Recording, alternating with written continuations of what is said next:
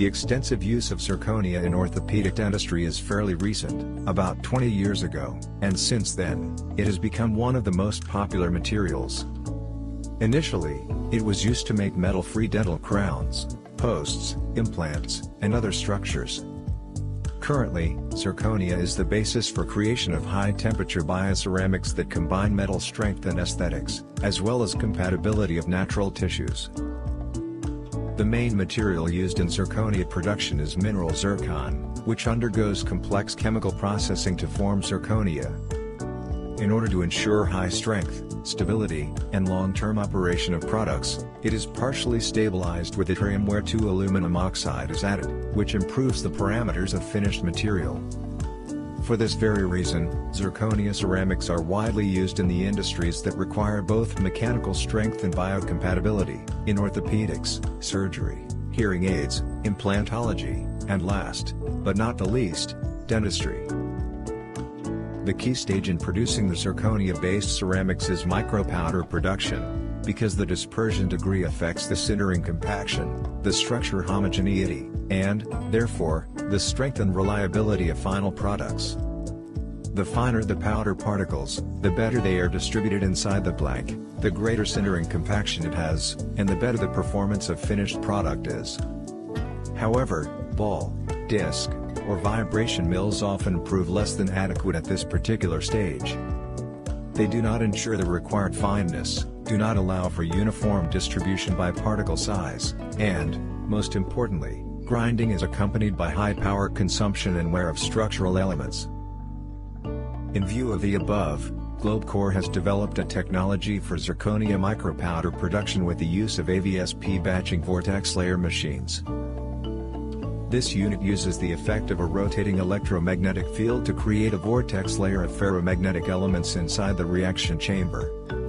A vortex layer is a dynamic, energy-intense system wherein ferromagnetic bodies, steel cylinders, randomly rotated interact with the material to be ground. A vortex layer ensures several processes at a time.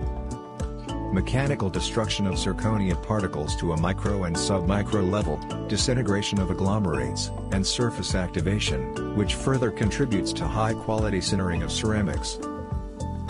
This offers as many as several advantages.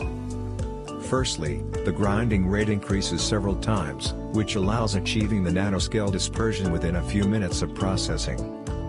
Secondly, due to a high local temperature and pressure at the points of contact between particles and ferromagnetic elements, the surface of particles is activated, which improves sintering further down the line.